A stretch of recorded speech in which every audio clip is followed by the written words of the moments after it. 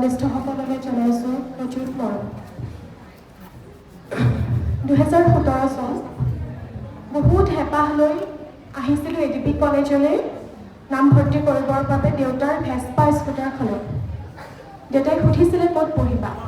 মই তেতিয়া কৈছিলোঁ যে নগাঁও কলেজ নহ'লে ADP কলেজ, কাৰণ নগাঁও কলেজ আমাৰ ঘৰৰ পৰা ওচৰত হয়, কিন্তু ADP অলপমান দূৰ হৈ যায়। যিহেতু মই খুব ভিতৰৰ অঞ্চলৰ ছোৱালী, গতিকে সন্ধিয়া হোৱাৰ লগে লগে বা অকণমান আন্ধাৰ হ'লে সেই জেগাখিনিত যাবলৈ অকণমান দিগদাৰ হয়। গতিকে নগাঁও কলেজখন যিহেতু ওচৰত, গতিকে ভাবিছিলোঁ নগাঁও কলেজত পঢ়িম নহ'লে ADP কলেজ। কিন্তু ADP কলেজত এডমিশ্যন মই এইবাবে লোৱা নাছিলোঁ যে নগাঁও কলেজত নাপালোঁ, গতিকে অযুত দুখ লৈ এতিয়া উপায় নাই ADPলৈকে যাওঁ, সেইটো মোৰ নাছিলে। ADP কলেজ মোৰ অপশ্যনতে আছিলে। নগাঁও কলেজত যদি হয় হৈ গ'ল, নহ'লে ADP কলেজ। নগাঁও কলেজলৈ গ'লোঁ এডমিশ্যন ল'বৰ কাৰণে। জেনেৰেলৰ কাট অফ এডুকেশ্যনত অকণমান কমি গ'ল মোৰ। তেতিয়া ক'লে যে ইংলিছ আৰু পলিটিকেল চায়েন্স আৰু ফিলচফি এই তিনিটা ছাবজেক্টত মেজৰ আছে, তুমি নগাঁও কলেজত যদি পঢ়াৰ হেঁপাহ তুমি ইয়াতে ল'ব পাৰিবা এডমিশ্যন। নগাঁও কলেজত পঢ়াৰ হেঁপাহ বাৰু হয়, কিন্তু তাতকৈ বেছি হেঁপাহ শিক্ষা বিভাগত পঢ়া। গতিকে বিভাগটো যিহেতু নাপালোঁ, গতিকে কলেজখনৰ কাৰণে নহয়, কাৰণ মোৰ ওচৰত ADP কলেজখনো আছিলে। গতিকে দেউতাই ক'লে যে তাৰ কেইদিনমান পাছত ADPত এডমিশ্যন, গতিকে দেউতাই ক'লে যে ADP কলেজলৈ যাবানে? মোক চোন যাম, ADPত পঢ়িম মই। আহিলোঁ ADPলৈ, আৰু আজি অডিটৰিয়ামটোত ভৰি দিওঁতে সেই এডমিশ্যনৰ দিনটো মনত পৰি গৈছিলে। ADPত এডমিশ্যন লোৱাৰ দিনাখন যিদিনাখন সোমাই আহিছোঁ, চাৰিওফালৰ পৰিৱেশটো দেখি পেলাই ভাবিছোঁ যে সঁচাই ধুনীয়া ADP কলেজ। কেতিয়াও মই তাৰ আগতে সোমাই পোৱা নাছিলোঁ ADPত, সেইদিনাখনেই প্ৰথম সোমাইছিলোঁ। তাৰপাছতে ADP কলেজত এডমিশ্যন ল'লোঁ। লোৱাৰ পাছতে মানে এনেকুৱা লাগিছিল কোনদিনাখন আৰম্ভ হ'ব, কোনদিনাখন গম পাম যে মানে ক্লাছবিলাক আৰম্ভ হ'ব, এই খবৰটো কোনদিনা আহিব, সেই হেঁপাহটো আছিলে বহুত বেছি। আৰু নীলা ৰঙৰ চুৰ্ণি আৰু বগা চুইদাৰযোৰ প্ৰত্যেকগৰাকী ছোৱালীৰ এটা সপোন নগাঁৱৰ ক'বলৈ গ'লে। গতিকে ADP কলেজত সেই ইউনিফৰ্মযোৰ পিন্ধি কোনদিনা আহিম, সেই হেঁপাহটো মনত পুহি ৰাখিছিলোঁ। আৰু অৱশেষত মানে সেই তাৰিখটো আহিলে যে আজিৰ পৰা এডুকেশ্যন মানে শিক্ষা বিভাগত ক্লাছবিলাক আৰম্ভ হ'ব, মানে ADP কলেজত ক্লাছ আৰম্ভ হ'ব আৰু BA ফাৰ্ষ্ট ছেমিষ্টাৰ। দেউতাই থৈ গৈছিলেহি।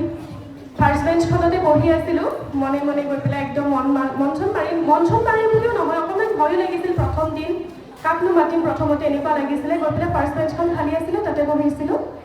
আৰু অকণমান পাছতে আহিছিলে এজনী ছোৱালী, ৰিংকু। তাই আজি নাই অহা, কিবা এটা বিশেষ কাৰণত তাই আহিব নোৱাৰিলে। তাই আহি বহিলেহি। তাৰপাছতে অকণমান সময় পাছত দীপশিখা, আমি তিনিজনী সেই প্ৰথম বেঞ্চখনত আমি তেনেকেই বহুত দিনলৈ বহিবলৈ ল'লোঁ। আৰু লাহে লাহে মানে কথাবিলাক ডিপাৰ্টমেণ্টত যিহেতু প্ৰত্যেককে লগ পাই থকা হয় প্ৰথম দিনে, তাৰপিছতে ঐ মাতি কৰি পেলাই লাহে লাহে পাপৰি, ভাগ্যশ্ৰী, নিকিতা, নয়না, মেহবুবা, ফাতেমা, সিহঁত চবৰে লগতে খুব ধুনীয়া এটা বণ্ডিং আহিলে আমাৰ, আৰু খুব ধুনীয়াকৈ প্ৰতিটো সময় আমি পাৰ কৰিলোঁ। মানে এটা বিশেষ ঘটনা তাৰ মাজতে মোৰ লগত অকণমান ঘটিছিলে। যিহেতু মানে মই আছামিজ মিডিয়ামৰ পৰা আহিছিলোঁ ইংলিছ মিডিয়ামলৈ, গতিকে অকণমান ইংলিছটো অকণমান দিগদাৰ লাগিছিলে প্ৰথম অৱস্থাত। গতিকে কি কৰিম কি নকৰিম, আৰু ঘৰত মানে কি হয়, এই আজি যিখিনি পঢ়ালে সেইখিনি গৈ পেলাই এবাৰ ঘৰত পঢ়িবগৈ লাগে, কিন্তু গৈ পেলাই পোৱা দেৰি হ'ল, ভাগৰ লাগে, নপঢ়োঁ, তেনেকৈ ৰখি যায়। তাৰপাছতে এদিন অৰ্চনা মেমৰ লাষ্ট ক্লাছ, মেমে ক'লে যে এইকেইদিন যি লিখাইছিলোঁ আজি তোমালোকে মোক লিখি দিব লাগিব। বেলেগ ভয় লাগিছে, তাৰমানে একোতো পঢ়া নাই, কি কৰিম এতিয়া। এনেকুৱা ছোৱালীও নাছিলোঁ যে আগৰ পৰা কিতাপখন মেলি চাই পেলাই লিখাৰ অভ্যাস আছে বা কাষৰজনীৰ পৰা চাই লিখি দিয়াৰ অভ্যাস আছে, একেবাৰেই নাছিলে।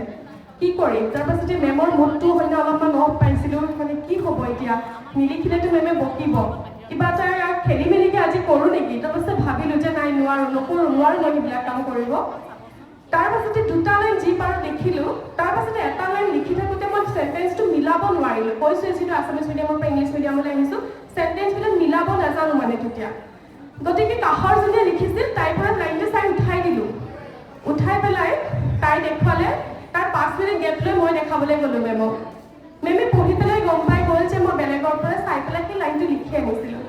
মেমে মোক কৈছে তুমি বেলেগৰ পৰা চাইছা, আৰু সেইদিনাখন মানে প্ৰথম জীৱনত সেই কামটো মই প্ৰথম সেইদিনাখনেই কৰিছিলোঁ। গতিকে সাংঘাতিক ভয় লাগিছিলে, একদম গা চা কঁপি গৈছিলে মানে মোৰ, কি কৰিম। তাৰপাছতে মই মেমক কৈছিলোঁ যে মেম, মানে একো মাতিব জাষ্ট মেম বুলিয়ে কৈ আছোঁ, আৰু মেমে কৈছে এইবিলাক কাম চোৰে কৰে, তুমি চোৰ নেকি, এনেকৈ কৈছিলে। আৰু এতিয়া মই ডিপাৰ্টমেণ্টলৈ গৈ পেলাই সেই যে মেমে কথাষাৰ ক'লে, জীৱনত প্ৰথম তেনেকুৱা এষাৰ কথা শুনিলোঁ, আৰু সেইদিনাখন সেই কথাষাৰ ইমানেই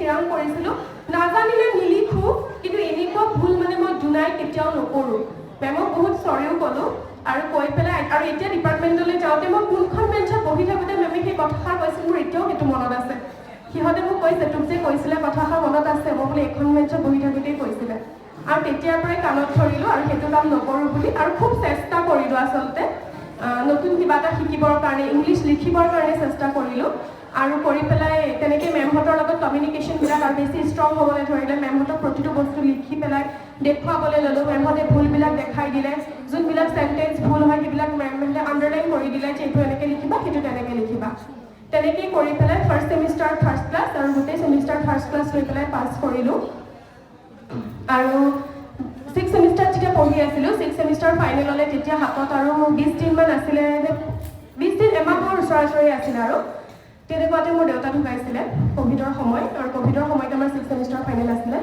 মোৰ দেউতা ঢুকোৱাৰ পাছত বহুত কম সময় এটা আছিলে 6th ছেমিষ্টাৰ ফাইনেললৈ সেইখিনি সময়ত এনেকুৱা লাগিছিল যে কি কৰিম বস্তুবিলাক ক'ৰ পৰা আৰম্ভ কৰিম কাৰণ ঘৰখনত তেনেকুৱা এটা পৰিস্থিতি হৈ যোৱাৰ পাছত সেই পৰিস্থিতিটোৰ সময়ত পঢ়াৰ কথা বা সেই ফাইনেলৰ কথাটো আচলতে ভাবিব নোৱাৰি গতিকে কি কৰিম কি নকৰিম মানে ভাবি পেলাই সকাম যোৱাৰ পাছতে মানে মেমহঁতৰ লগত আলোচনা কৰিলোঁ মেমহঁতে সাংঘাতিকভাৱে মানে সেইটো এটা বুজাব নোৱাৰা মেণ্টেল ছাপৰ্ট আচলতে কি হয় সেইটো মই সেই তেতিয়া বুজি পাইছিলোঁ সবিতা মেম গৈছিলে মোৰ ঘৰলৈ অৰ্চনা মেম ববী মেমে ফোনত বুজাইছিলে যে গতিকে অকণমান আৱেগিক হৈ যাম কথাখিনি কওঁতে যে এনেকৈ কৰিব হিমাংশু এখন পেপাৰ এনেকৈ পঢ়া এখন পেপাৰ এইখিনি হাইলাইট কৰা তেনেকৈ পঢ়িছিলোঁ আৰু মানে তেনেকৈ পঢ়ি পেলাই 6th ছেমিষ্টাৰ দুটা মিডিয়ামত আমাৰ ফাইনেল হৈছিলে এটা অনলাইন এটা অফলাইন মোক ঘৰৰ পৰা সুধিছিলে যে কি মিডিয়ামত দিবা তুমি পৰীক্ষাটো মই তেতিয়া ক'লোঁ যে মই লাগিলে 2nd ক্লাছেই পাওঁ কিন্তু মই অফলাইনেই দিম পৰীক্ষা কাৰণ অনলাইন দি পেলাই অনলাইন দিলে অকণমান চিটিং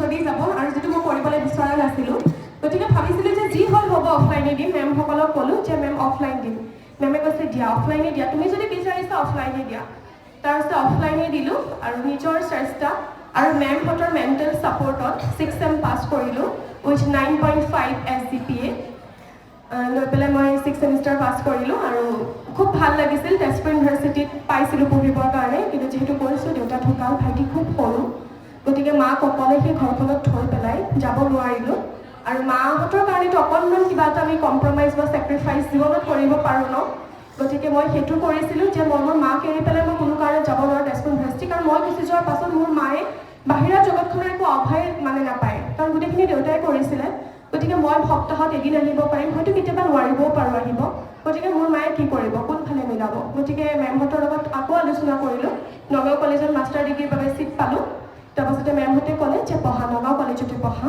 তাৰপাছত নগাঁও কলেজতে পঢ়িলোঁ নগাঁও কলেজৰ পৰাও 9 পইণ্ট লৈ পেলাই SGPA লৈ পেলাই মই গোটেইকেইটা ছেমিষ্টাৰ তেনেকেই মাষ্টাৰ ডিগ্ৰী কমপ্লিট কৰি বৰ্তমান কনচেপ্ট ছিনিয়ৰ ছেকেণ্ডেৰী স্কুল শিক্ষা বিভাগৰ শিক্ষয়িত্ৰী হিচাপে কৰ্মৰত গতিকে বহুত বেছি সপোন লৈ পেলাই আহিছিলোঁ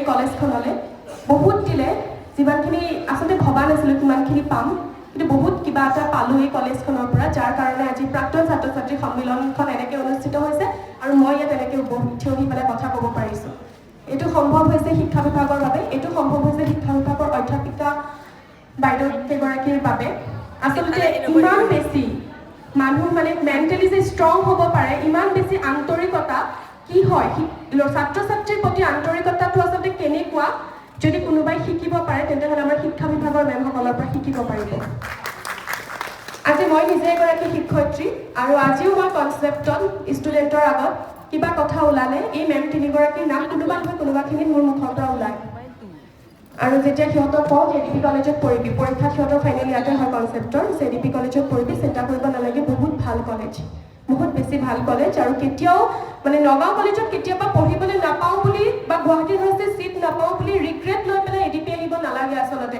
ADP কলেজত পঢ়িবলৈ ছিট পোৱাটো যে প্ৰাউডৰ কথা সেইখিনি আমি প্ৰাক্তন ছাত্ৰ ছাত্ৰীসকলে ক'ব পাৰিম ADP কলেজত পঢ়িবলৈ পোৱাটো যে প্ৰাউডৰ কথা সেইটো আমি প্ৰাক্তন ছাত্ৰ ছাত্ৰীসকলে ক'ব পাৰিম আৰু ববী মেমক প্ৰথম দেখি সাংঘাতিক ভয় লাগিছিলে আৰু ভাবিছিলোঁ যে বহুত বেছি কাঢ়া হ'ব মেম মানে কথা এষাৰ ক'বলৈও ভয় লাগে ক্লাছটো ইয়াৰ পাছত কাৰ ক্লাছ সেইটো সুধিবলৈ যাবলৈও ভয় লাগে তেতিয়া মনীষা বা আকস্মিকা বাহঁত আমাৰ ছিনিয়ৰ আছিলে বাহঁতে কৈছিলে যে এতিয়া মেমলৈ ভয় কৰিছ কিন্তু ফেয়াৰৱেলত চবতকৈ বেছি কিন্তু মেমৰ কাৰণেই কান্দিবি সেই বুলি কৈছিলে মানে বাহঁতে।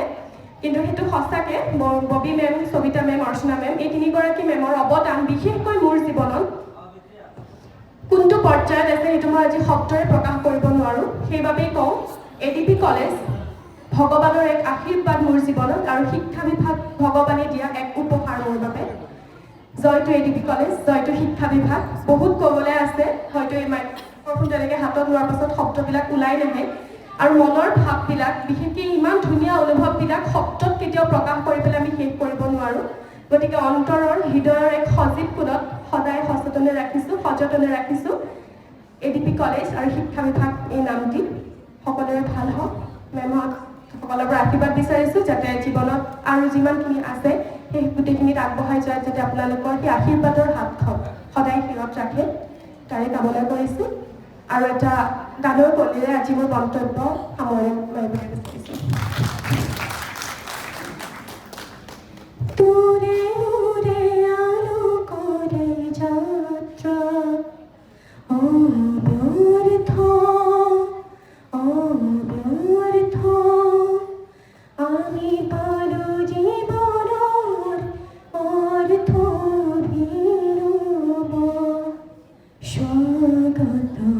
স্বাগত হো তীৰ্থ,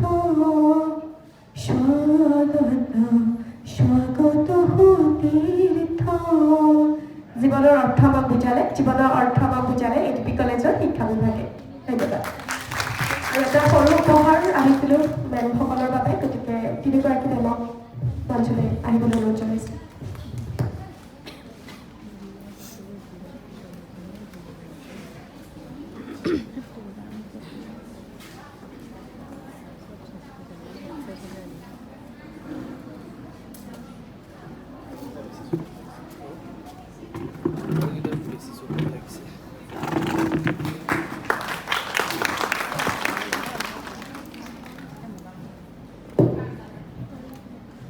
বহুত বহুত ধন্যবাদ হিমাশ্ৰী, তোমাৰ অনুভূতিবিলাক আমাৰ আগত প্ৰকাশ কৰিলা আৰু আমালৈ সুন্দৰ উপহাৰটো লৈ অহাৰ বাবে। আচলতে তোমালোকৰ উপস্থিতিয়ে আমাৰ উপহাৰ। গতিকে আমাক যিখিনি তোমালোকৰ মানসিক উপহাৰ, বৌদ্ধিক উপহাৰ, সেই উপহাৰখিনিয়ে আমাৰ কাৰণে যথেষ্ট। ধন্যবাদ হিমাশ্ৰী।